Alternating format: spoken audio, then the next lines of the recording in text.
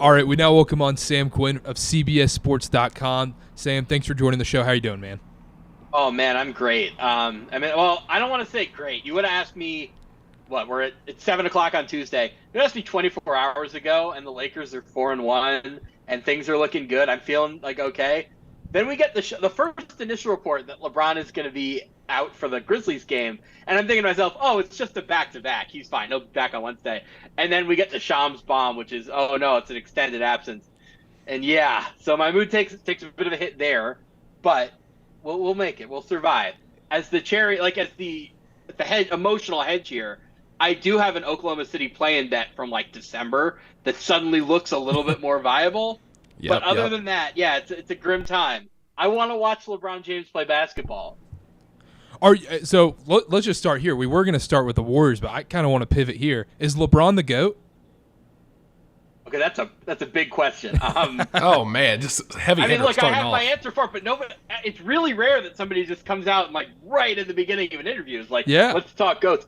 I mean, my answer is yes. My philosophy is just at that level between LeBron and Jordan, it's ultimately going to be a matter of preference, right? And it's going to matter who do you have on the team, who's the coach, what era are we talking, yada yada yada. But the way that I look at it is, LeBron checks the most boxes. You can play the most ways when you have LeBron. LeBron is the best at lifting up a certain type of player, which I think is the type of player that you want to have if you're building a championship team. That said, there's nothing wrong with picking Michael Jordan, and I really dislike the debate because what really frustrates me most is that when Jordan fans talk about the debate, it's always just oh, he's 6-0, LeBron's 4-6. And I just kind of go okay, we're going to ignore context then? I could go through this and say LeBron's beaten better teams in the finals and the longevity matters. And, there are a bunch of different ways you could look at this. But what drives me crazy is that when we talk about this, it's never Jordan has this skill and LeBron doesn't, or this is something that one of them does and the other doesn't. It's always just coming down to these contextless accolades where Jordan won one more MVP, he never lost in the finals, 2 more titles. And you never really have to apply the era standards to that. You never actually talk about who they are as players. So for the past few years, I've been really rooting heavily for LeBron to win 2 more titles just so we can take championships out of the equation and actually talk about who they are as players. And I think that's a much more interesting conversation because they're fundamentally so different, right? I mean, Jordan is obviously the great isolation scorer, the great post scorer, the great, probably a better one-on-one man defender. LeBron's probably a better team defender. He's more athletic. Now, he's a higher volume three-point shooter. Jordan, it's kind of hard just given the era to really say, we don't know what he would have been if he would have, played an era where threes were more common. LeBron is obviously the way better passer. He's the better rebounder.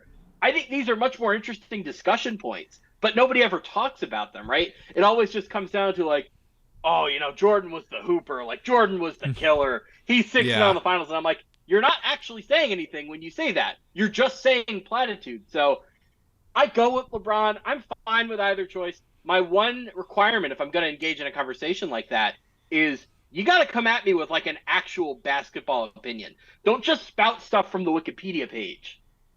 The thing about the whole GOAT debate that I've found is a lot of people just cherry pick stats to kind of support whichever side they're on. And that's what 100%. You're going to get with any type of debate. I don't think there's ever going to be a clear-cut answer. Everybody's always going to have their own opinion. And the thing is, you mentioned context. That's the thing. They're in different eras. The three-point shot was not as prominent in Jordan's era. It's really hard to get that concrete answer. That's why it's a debate. That's why it's always going to be an argument. And I can't really fault either side either. I agree with you. Yeah, it really comes down to this. What kind of basketball do you value? What kind of team do you want to build? If you want one person who's going to lift up everybody around them through playmaking and through just the overall team atmosphere, then you would choose LeBron, Steve. No, you would choose Steve Nash.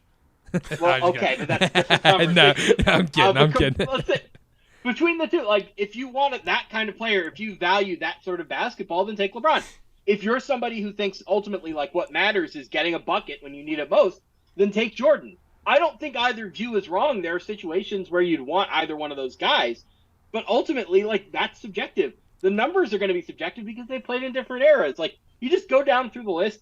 All I ask, if I'm willing to engage with anybody in good faith on this topic, all I ask is that when you talk about it, you talk about basketball and not just I'm going to read the Wikipedia page and this guy's 6-0 in the finals, that guy's 4-6. Oh, yeah. No, come at me with an actual basketball opinion. All I ask. I like that. I haven't heard that much, honestly, Carter. Yeah, no, that's fair. And we'll stop talking about it right now. Let's talk about what we were going to originally talk about is the Golden State Warriors. I wanted to start here because everyone, you heard Charles Barkley during the All-Star break, during the All-Star game, was like, oh, you guys are done. You guys are whatever. And you can take Charles Barkley's basketball opinion for what it is. But they're 31-30. They're 7th in the West. We know the West is a logjam right now. What are your thoughts about the Golden State Warriors going on for the rest of the season? Yeah, they're fine if they're healthy. I don't buy any of this like, oh, they're 500. You are what your record says you are. Okay, no, here's the one stat that matters. When their 5 starters are on the floor, Curry, Thompson, Wiggins, Draymond, and Looney, that's the best 5-man lineup by plus-minus by a mile. It's not even close. And what are the playoffs? It's your best 5 guys on the floor.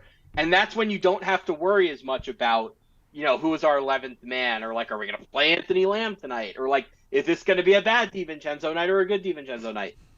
There are still concerns, don't get me wrong. Like, they actually really do need Gary Payton because they can't stop guards at all right now. And we can talk about Clay a little bit, who, like, the offensive stuff with Clay's back. Like, there's no question. He's not back defensively. He's never going to be defensively what he was. You look at Clay at his peak, like, this dude is defending Kyrie Irving in the finals. Like, this guy is one of the best guard defenders on earth. That's not where he is right now. They need Gary Payton to be healthy in the playoffs if they're going to go through a conference with, Booker and Morant, and I was about to say Lillard, but the Blazers aren't making it. You get the idea. The West is so guard heavy that you've got to have Gary Payton if you're going to, like, really credibly defend those guys.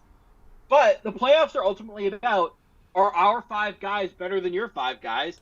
And I'm inclined to say right now, Golden State's 5 guys are up there with anybody. Now, they've been terrible on the road this season. They're going to have to play a lot of road games this postseason.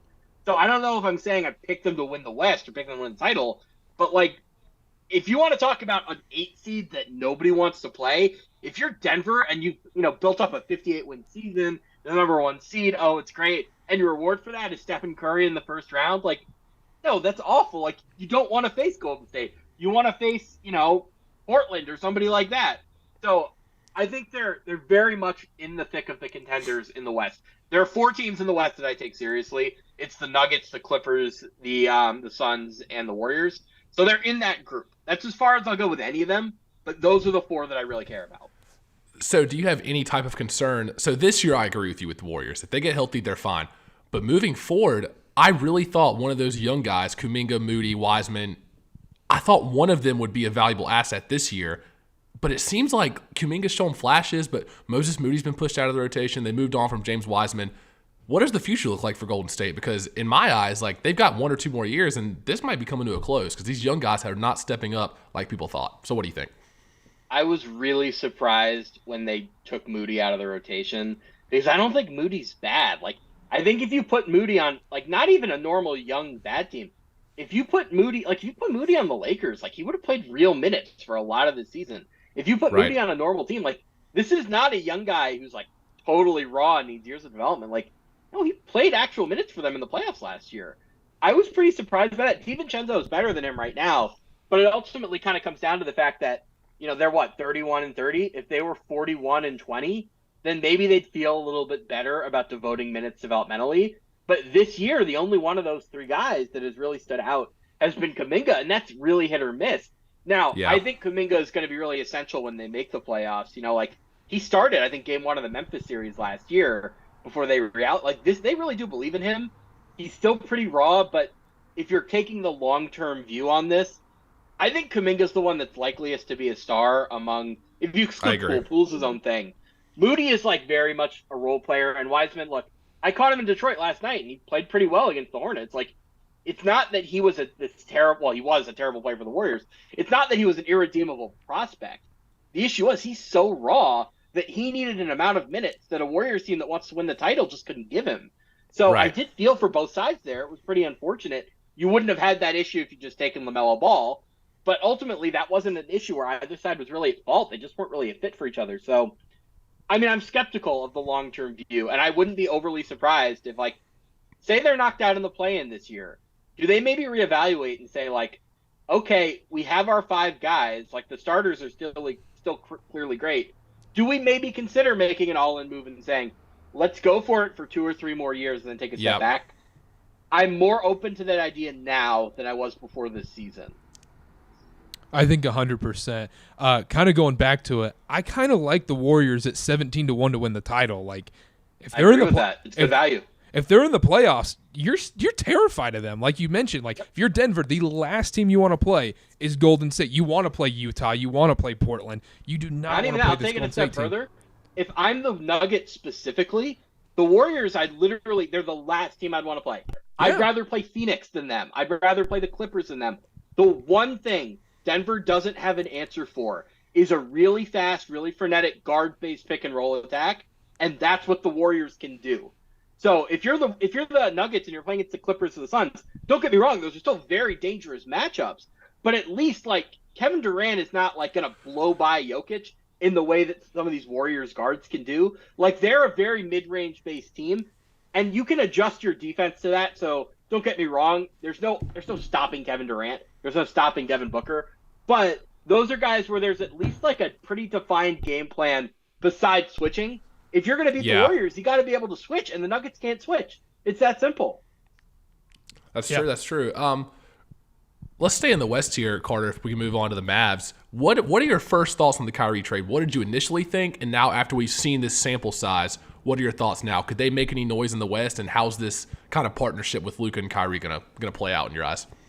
Well, I thought two things simultaneously that were going to be hard for people to grasp, but like ultimately you had to come into this with the acceptance that this was a smart trade. It was a trade that they absolutely had to make. They had to get a star at some point, and the reality of their asset situation was they were never going to outbid the other star teams for a traditional guy, right? Like if they were to get into a bidding war with, I don't know, let's say the Knicks or Utah or Oklahoma City or Houston or New Orleans or Memphis, these teams that have accumulated so many assets, they were never going to win those bidding wars. It was never going to happen. The only way they were going to get a star, which they absolutely needed, was to get the flawed one, the one that nobody else wanted. So they had to do it. That said, it was always going to take an offseason to figure this out. They were never going to do it right away this year, because what made the Mavericks special last year when they made the West Finals was they had Luka and this really good defense that wasn't great against every opponent, but it was really well suited to Phoenix specifically, which is what got them to the West Finals. Without Dorian Finney-Smith, suddenly Reggie Bullock is asked to do a lot more, and he's not capable of doing that. You know, suddenly Josh Green, who I think is very good, really needs to be playing 35 minutes. Jason Kidd doesn't trust him to play that much yet. So they were going to always need an offseason. You've got to get Josh Green up to speed. You've got to figure out the rest of the rotation. They still have 2 first-round picks to trade. They still have a mid-level exception to use in free agency. They've got to hit on 1 or 2 minimum guys. They have an entire rest of the roster to figure out. That said, the hardest thing to do in basketball is get the 2 stars. They've done that. Now, they have a lot of other problems they have to address. We can talk about, who should they trade those 2 leftover first-round picks for? Who among the existing role players should they keep? Those are all viable debates. But none of that stuff matters if you don't have the stars. And right now they have the stars. But I agree. They had to take the swing. But, I mean, obviously you have to be, because you mentioned, getting the flawed player. But for myself, you just got to be so worried getting into the Kyrie business, because you know what's going to happen. He's going to buy in for maybe the rest of this season, and then come playoffs, he explodes, and he might just retire, or just like, who knows what's going to happen. It's the Kyrie business. But you kind of mentioned the other side is where you kind of just had to do it. They were only going to be able to get, a flawed star or a cheaper star, kind of like a D'Angelo Russell kind of thing. Or take an injury risk, or do something where, like, Donovan Mitchell was available last offseason. The Mavericks were just never going to be in position to win a bidding war for the pure 25-year-old, healthy, no character concern stars. They just didn't have enough stuff. They can't outbid Oklahoma City. They can't outbid Utah and Houston, and et cetera, et cetera. But for someone like Kyrie, they were uniquely positioned to go for it. All of your fears are totally warranted. Like, look, if you want to say that Kyrie's not going to buy in, that he's going to ask for an unfair, ridiculous contract, that he's going to poison the well and convince Luka to leave someday, like, all of that, it's fair concerns. But what was going to happen if you didn't make this trade? I think it's pretty straightforward. If they hadn't made this trade when they made it, they were headed for either a play-in exit or a first-round exit, and probably the same for the next few years. And if that had happened, just realistically, in the context of how the modern NBA works, Luka was going to leave. It was that simple. They could do this or they could do nothing. This gives them a chance to compete for a championship over the next few years. Doing nothing really didn't.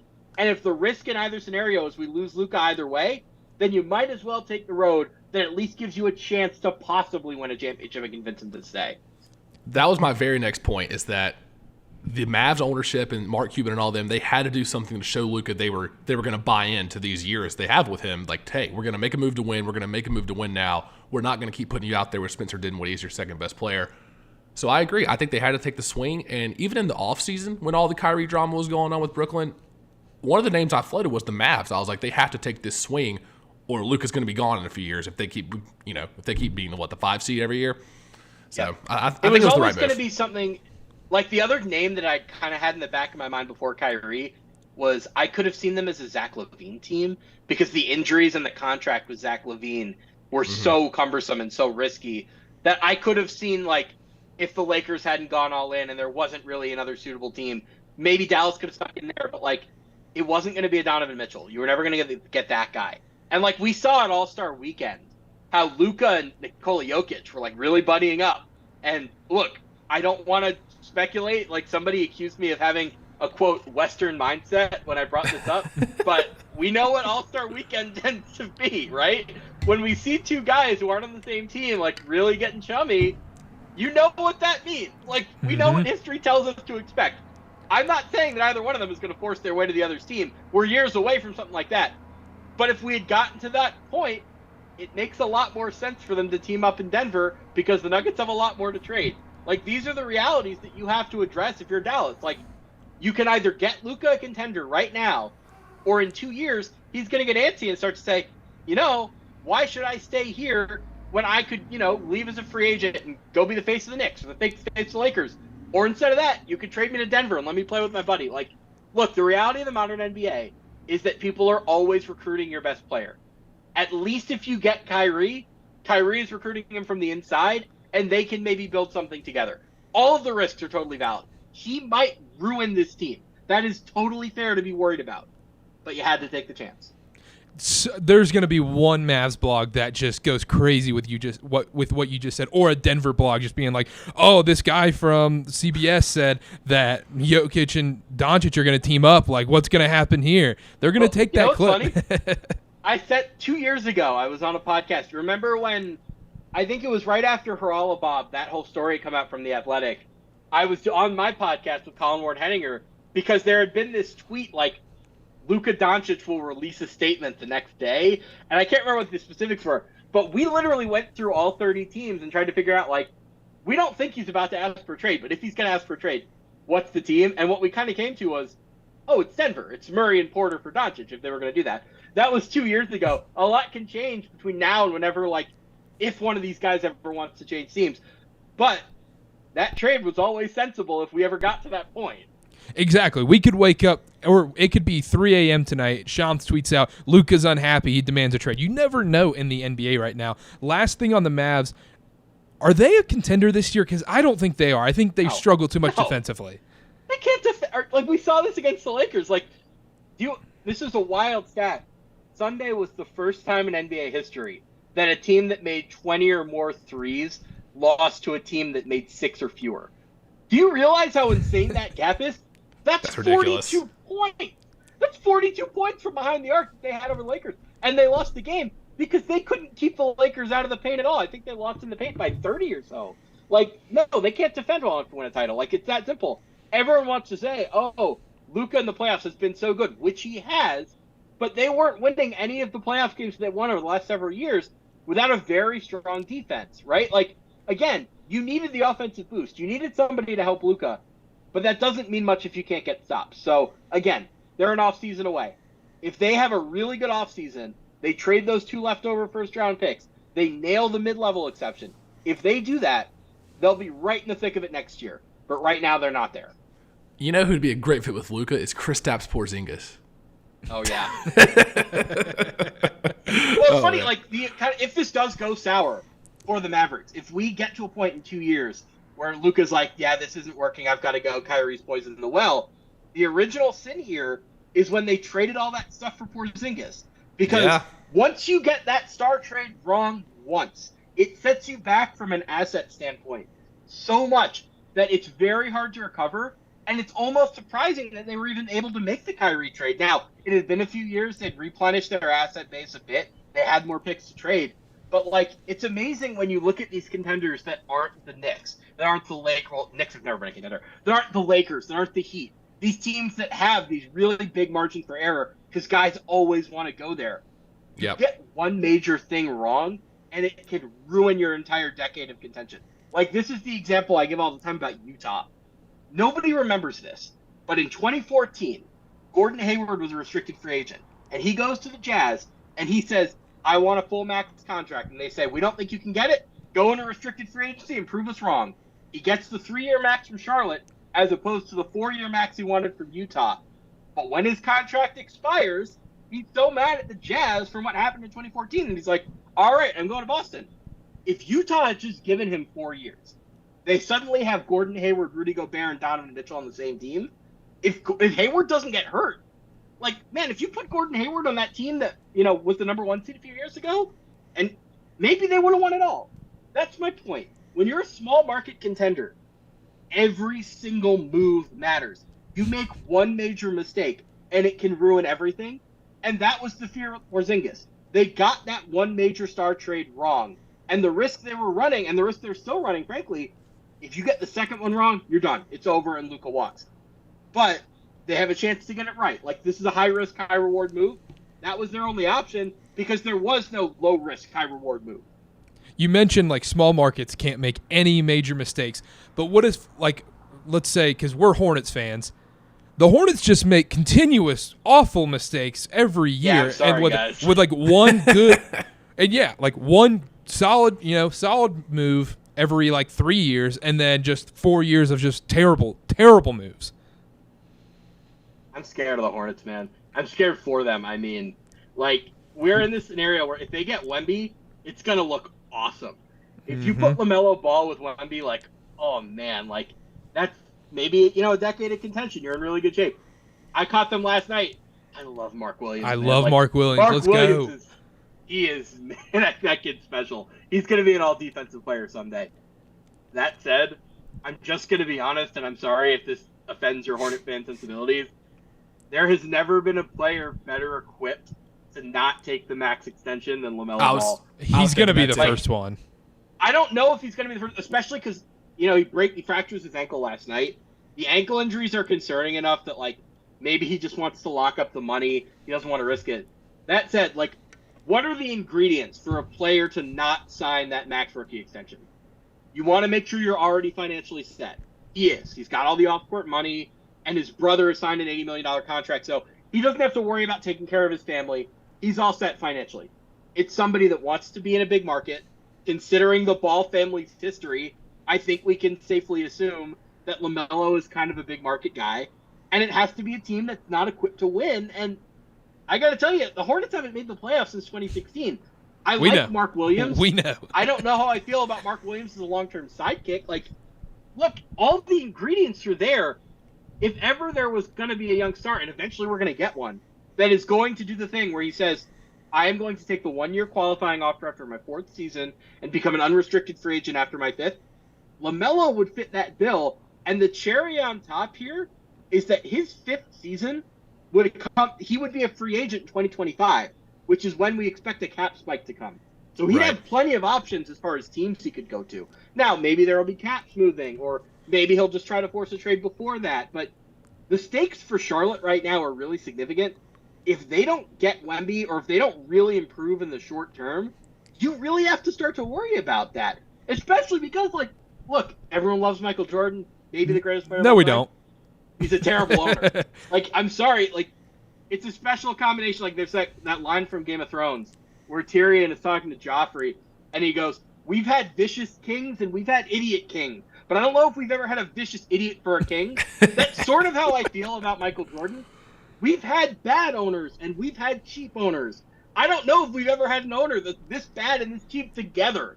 That's what makes it so concerning. Like, I would be very, very concerned if I were a young star player about committing my future to that organization. Now, look, again, whatever that's going to be, I think they're going to be at 12% to win the lottery, 12.5% in the number 4 slot.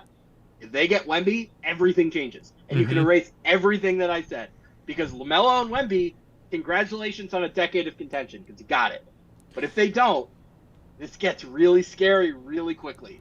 Yeah, I want to print the shirts already. I just want, whether we get 12.5%, 14%, just print that. And that is our only chance to be a real franchise for the next decade. I mean, Scoot Henderson, Brandon Miller, like, they're great players. They could, I mean, you never know. But, like, Wemby, it's guaranteed. It's guaranteed. I feel so bad for Terry Rozier if they get Scoot. Because you just know Terry thinks, well, Terry thinks he's the best player in the NBA. But, like, you just know Terry's sitting there thinking, like, already, I kind of wish I was the primary ball handler. And you bring Scoot in and he's coming off the bench. Like, I feel for him, man. Like, I want Terry to get to a good team. I really like Terry. I think he's somebody who should be the high-end 6th man on a very good team. I think he could, play 25 minutes on a winning team for sure. Yeah, exactly. Let's move on. Somehow we always end up talking about the Hornets, even though they deserve none of our time. Let's talk about the Clippers real quick. They get Russell Westbrook in the buyout. They also get Mason Plumlee and Bones Highland. What are your thoughts going to the Clippers? You mentioned teams you believe are contenders, the Suns, the Clippers, even the Warriors, the Nuggets, and maybe the Grizzlies. What are your thoughts on the Clippers? Yeah, before they signed Russell Westbrook, I was all the way in. I bet on them to win the West, plus 575, because I was really excited about these lineups with Terrence Mann as the point guard and all this shooting and all this versatility they have.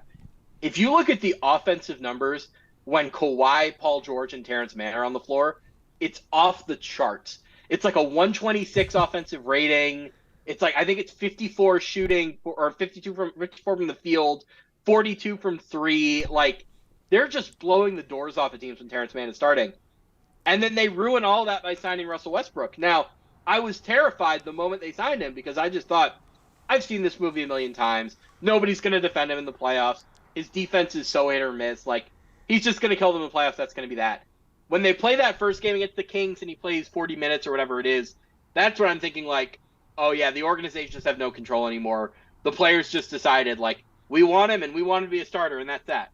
Yeah. They play the Nuggets on Paul George Sunday. put the call in. Paul George put the call in. They play the Nuggets on Sunday. Russell Westbrook does not play at all in the fourth quarter, and he does not play at all in overtime. Maybe that's a matchup thing. Maybe you really needed Mason Plumlee out there to defend Nikola Jokic. And to be fair, Mason Plumlee played very well in that specific matchup. Or maybe, and what I'm hopeful for if I'm a Clippers fan, is this is evidence that Ty Lue is ready to bench Russell Westbrook when the matchups call for it or when the circumstances call for it. Even as the most negative Russell Westbrook person on Lakers Twitter, what I have always maintained is if you play this guy for 10 or 15 minutes and just let him do his thing, it can work. The problem is when you put him on the floor for 30 minutes with Kawhi Leonard and Paul George, what is he going to do when they have the ball? With James Harden, the answer was nothing. With LeBron James, the answer was nothing. And if the answer is nothing, yet again, we saw this play out in the Kings game. The Kings were just sending Russ's man to double Kawhi. If that happens in the playoffs, you know what happens? The Clippers lose. That simple. So with the Clippers, I'm curious your thoughts on this going into the postseason. Where do they rank on your list of teams that maybe have the most pressure to get a title and maybe make a run this year? Because we're pretty deep into the Kawhi, Paul George, Clippers experiment here. Clock's kind of ticking on them to make a run because they were the immediate title favorites as soon as this team got formed. So what do you think about their pressure this year? I mean, yes, to some extent there is. I will say they're older guys relative to, like, when you look at John Morant's 22 and he's an all-NBA guy. Like, they're old in that sense, but they're not the Lakers where you really have to worry. I'm like, right. LeBron is going to be 39 next year. And there's a little interesting thing to keep an eye on for next year, which is that the Clippers quietly are going to be in a position, or in the same position, rather, that the Lakers were in last offseason and up to this deadline, where we think of them as this team with no picks to trade. Once we get to this offseason, they can trade 2028 and they can trade 2030. And for the same reasons that a lot of teams are really interested in those Lakers picks, I imagine there would be a lot of teams that are very interested in those Clippers picks. Because once Kawhi and PG age out, I don't know what that team's future is. Now, Steve Ballmer's willing to suspend makes it a little bit harder to believe that they're going to be at the absolute bottom. Mm-hmm. But if you're a team trying to trade a veteran for future picks, I would imagine the Clippers are going to be very high on your list. So there is definitely a lot of pressure. I mean, when you give up not only 5 first-round picks, but Shai Gilgeous-Alexander, who is better than Paul George today, to put that team together, of course there's a lot of pressure, right? If you make that trade and you don't win a championship, it is a failure. That said, I don't necessarily know that this season is going to be their best chance in the way that, like, I'll give you a couple examples. Philly is never going to have a better chance than it will this year.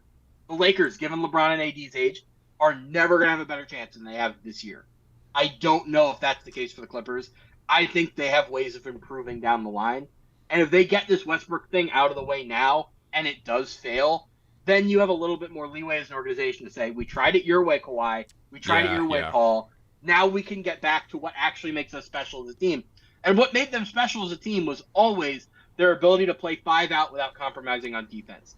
Westbrook doesn't let you do that, but you make it through this postseason. You get rid of him after the year. You use those 2 first-round picks as trade bait. You can really lean into that identity and go for it. Yeah, 100%. Right now they're 30-30. They're 5th, kind of tied with Phoenix. I mean, it's just a disaster in the Western standings. Like, it is and it isn't. We know exactly where they're going. Yeah. Right? Like, if you look at the standings, the Kings have now built, I think they're 4 or 5 up in the loss column on Phoenix and the Clippers. Dallas's defense, and they've been 1-3 with Kyrie.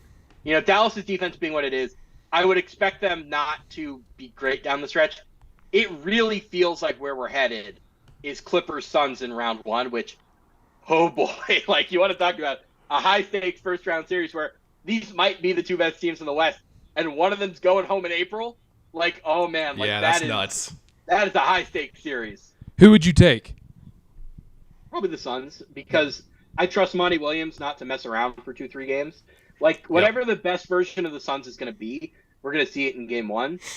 And the real issue here is, you go back to the Dallas series 2 years ago, that the Clippers fall down 2-0. Well, Ty Lue, rather, really overhauls a lot about the way they're playing and the rotation that they're using. He figures it out on the fly, and they win in 7 games because they were a better team than the Mavericks, and they could afford to give up 2 games in the process.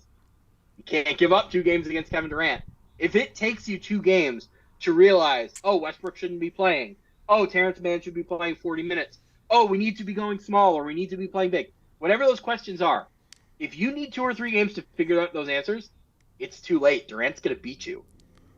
And Phoenix would be my pick in that series as well, and maybe in just about any series, just because we've seen this before where Kevin Durant has slotted right into a team that already has a couple established stars. He just fits right in. He's not a superstar that necessarily needs the ball in his hand for 90% of the game. Like, he just slots right in and gives you what you need. That's why the Suns, in my eyes, are like the safest bet to make it to the finals in the West. I think they're the safest bet. I think that's totally fair. I'll put it this way. I am about 50-50 with Denver and the Suns. I think either is a viable West favorite. Here's my concern with the Suns. First of all, who's their 5th best player? I think it's Torrey Craig. Maybe it's Josh Okogie.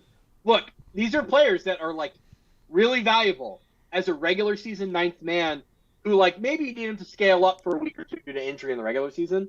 Great. Nobody's guarding those guys in the playoffs. Are they going to make their threes? That's a real concern to me.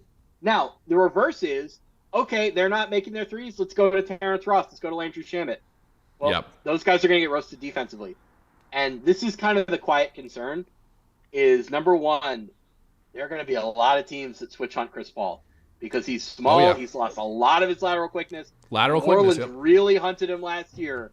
And the other thing we saw in that New Orleans series was once Jose Alvarado started with the real ball pressure, it gave Chris Paul a lot of problems until I think it was Game 6 they clinched that series, and he was, 14 of 14? Like, I would be very nervous about how Chris Paul holds up in a 7-game series against a really elite two-way team. You know, like, Bruce Brown is going to give him those same problems in a Denver series, or, you know, there are 4 or 5 defensive players that can really do those same things to him. I would be concerned on that front. And then finally, the last major question I have is, what DeAndre Ayton are we getting? Are we getting the one from 2021 that was this defensive anchor that was dunking everything left and right, was this incredible pick and roll man? Or are we getting the guy we've seen most of this year, which is afraid of contact and a lot of unnecessary jump hooks and gets to the foul line like twice a game? Like, if they get the DeAndre Ayton we know is in there, I feel very, very good. If they get a DeAndre Ayton that isn't going to change the way he plays with Durant on board, not so much. So, look, you want to pick the Suns to win the West? I totally get it. Like, you don't even need to explain it. Having Durant and Booker, you're good. That said, I have what I consider to be realistic concerns.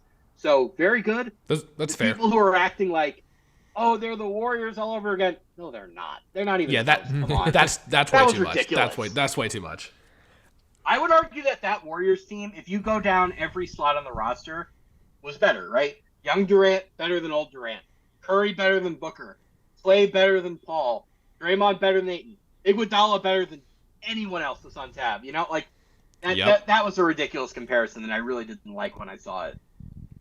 Yeah, also I'm just scared to death with injuries. Like, look, we've seen Kevin Durant get hurt. I know he can play through a playoffs, but he's injury prone as well. But Chris Paul, no way he makes it through a playoffs series without having to miss a game or two or something. Or the it's not even a missed game. It's like, he tweaked his foot and he's playing through it. But like, you look at the box score and Chris Paul had 6 points on 11 shots. Like, ugh. Exactly. But then the other side, you could say the same thing. The Nuggets, you're worried about Jamal Murray and Michael Porter Jr. It's just health bet. It's kind of a big thing in the West. Yes and no. I'm much more willing to take a health bet on a young guy. Mm-hmm. And Jamal Murray is like, he's coming along. Like, Jamal Murray looks like Jamal Murray again. And the other thing about Jamal Murray is that his role is like, I don't want to say low maintenance, but relative to a max contract guard, he's not doing a lot of the same self-creating that like Donovan Mitchell or like insert your younger guard that like really has every element of the offense flowing through them has. It's the two-man game with Jokic, and that makes it a lot easier and a lot easier to scale him if you need to. So I feel a little better about Denver from a health perspective. But I mean, look, ultimately, how many years in a row has the championship in some major way been affected by injuries? It's like, it's every year. So somebody's going to get hurt. That's the reality. Now, I don't know who it's going to be. I would say Phoenix is likelier on that front, but we'll have to let that play out. There's also a larger sample size with the Nuggets, and they've got guys that are way more established. They made some sneaky good moves at the deadline with Reggie Jackson, Thomas Bryant, like Bruce Brown. I'm taking Bruce Brown over like Josh Okogie or somebody on the Suns bench. So they've got the more established, deeper team, I think. But it's hard to bet against Kevin Durant. So I don't know. I mean, I love the Reggie Jackson signing for them. The Thomas Bryant trade is interesting. I think Thomas Bryant is more of a regular season player. You saw what happened when they played Cleveland, I don't know, last Wednesday, whenever. And Evan Mobley really got in his head. And he got, like, I think he had 3 or 4 plays in a row. It was like dumb foul, dumb turnover, dumb foul, like, et cetera, et cetera. Like, he made a lot of really, I think it was an over the back at one point that he got really frustrated. Like, I think that you run into a lot of problems if you're expecting Thomas Bryant to, like, be consistent over the course of a 7-game series. Nerlens Noel gets bought out yesterday. Okay. I would love him as an alternative for the Nuggets. Now, the risk you run, if you go that approach, is Thomas Bryant wanted to get traded by the Lakers because he wanted more minutes. If he's suddenly the third center in Denver, that might be an issue. So, I don't know, something to consider, but I'd love it if they had a more defensive-minded, more stable backup center. But, I don't know, I'm still pretty concerned about their non-Jokic minutes. Would you rather play Thomas Bryant than DeAndre Jordan, though, in a playoff series? Oh, absolutely. It's an upgrade, 100%. There you go. Now, what we should really be asking is, would you rather play DeAndre Jordan than Zeke Naji? And that's a more interesting, nuanced question. And I don't know how Zeke Naji holds up in a 7-game series against Phoenix or against another contender. Like, that's more of a risk. So I get it. And, I mean, honestly, something you could even try in certain matchups is, can Aaron Gordon be your backup center? I think against Golden State, he probably could be. Against, most fortunately for them, most of the really good bigs are in the East. You're not trying that against Embiid or Giannis, but, if you're playing the Clippers and they're playing 5 out, then maybe you do use Gordon as your backup center. I'm concerned about that slot, but I think that also has a lot more to do with, there's sort of the LeBron effect where we saw this in Cleveland, where even when the Cavs had Kyrie and Kevin Love on the floor, they had a lot of problems during the bench minutes because they were so used to playing with LeBron. It's such a unique and specific style. Denver kind of has that issue too, where even when they have Murray and Porter on the floor together, they're so used to playing one way with Jokic that you can't play with a normal backup center. So it really does change the way that you play. I'm concerned about those minutes no matter what. There's not really a good answer. Like, look, Philly ran into this, right, a few years ago. When Philly gives Al Horford $100 million and says, our backup center problems are solved. We never have to worry about that again. And it lasted 1 year. That was an excellent point where you're saying, like, whenever the bench guys come in or when Murray and MPJ play without Jokic, they're like, what do I do now? They're so ingrained to playing with Jokic. It's such a weird style. I love watching Nikola Jokic. I mean, it's the best basketball besides when Golden State's clicking. It's so fun to watch.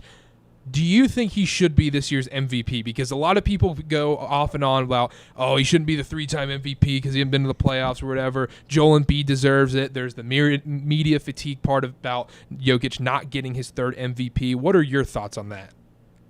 I think the 2023 MVP should be the most valuable player of the 2023 season. I don't believe in waiting for the playoffs. I don't believe in looking backward. I believe we have an 82-game sample to determine this award, and I am going to figure out who the best player of those 82 games was, who was the most valuable in the context of their team, and that will be the player that I pick. Right now, I am leaning towards Nikola Jokic. It isn't clinched in my mind. Giannis is making a pretty strong push right now. I mean, he's been out the last few games, or I think he got hurt within games twice in their last 3 games. So I feel I'm at like 60 to 70% there with Jokic. I want to see how Giannis plays down the stretch. And Embiid, man, those Boston games kill me. I feel like every time I feel like Embiid is really back into the thick of it. He plays against Boston and something weird happens, right? Like they had that game maybe a month or so ago where the Celtics were missing like half their guys. I think Horford was out. I think a bunch of their guys were out. Smart was out. And the Celtics still really took it to him. And I'm just like, come on, Joe. That's a game you got to win. And then they play Boston on Saturday, and Embiid is so far and away the best player on the court. And yet they still blew the game in the last few minutes. Like, look, if Philly can get the number 1 seed, I'm more inclined to take his case seriously. I think on an individual basis, Giannis and Jokic are slightly ahead of him. Like, look, I want to stress that these are pretty small gaps that we're dealing with. And there are years where if you took this Joel Embiid season and you mapped it over 2006 or, pick, a weak MVP year, you could say he would have deserved an MVP, and I'd agree with you.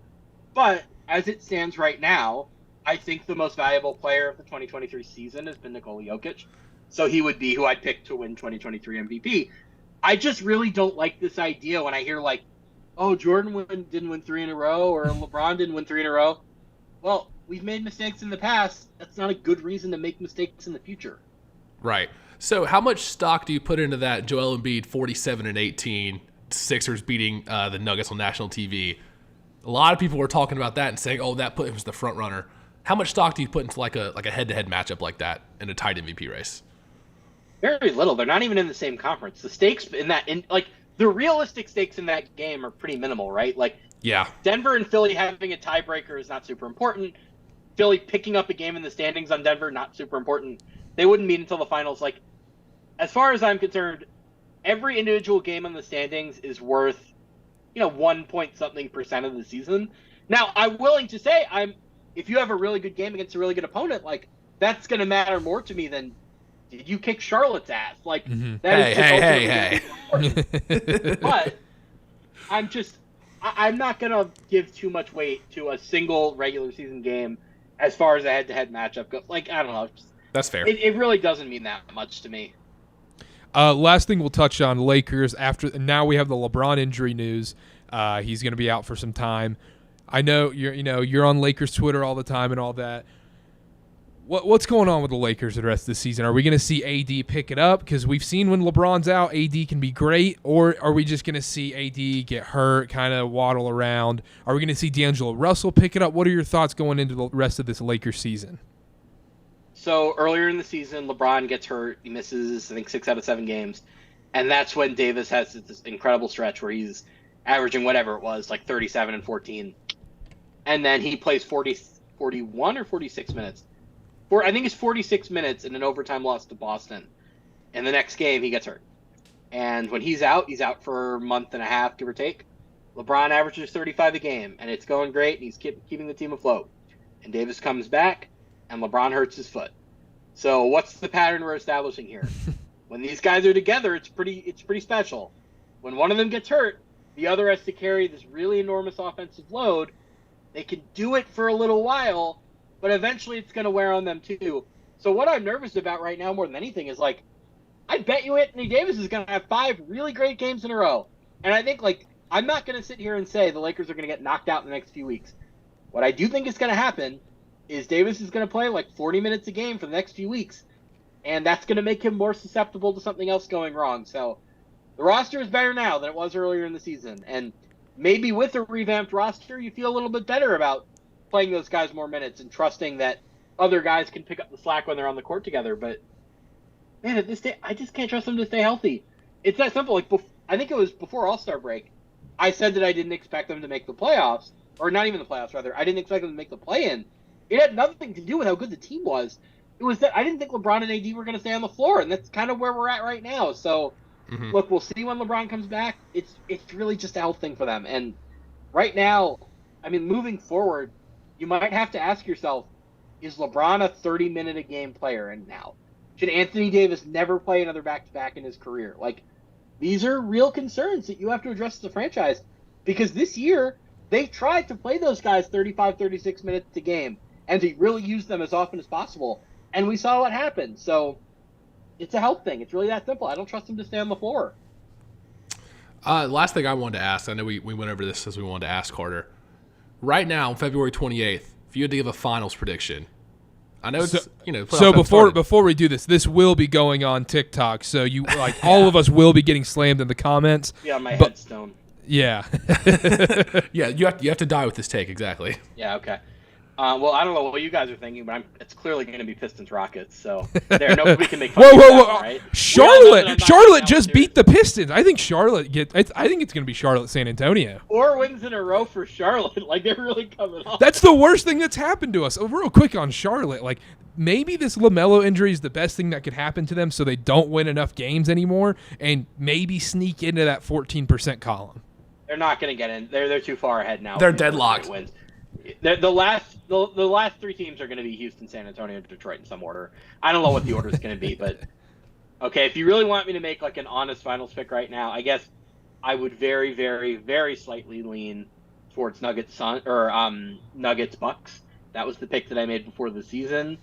I am very 50-50 on the Suns Nuggets Western Conference Finals that we're going to get, or it'll actually probably be a second round series now, given where the standings are. But I think those are probably the 2 best teams in the West.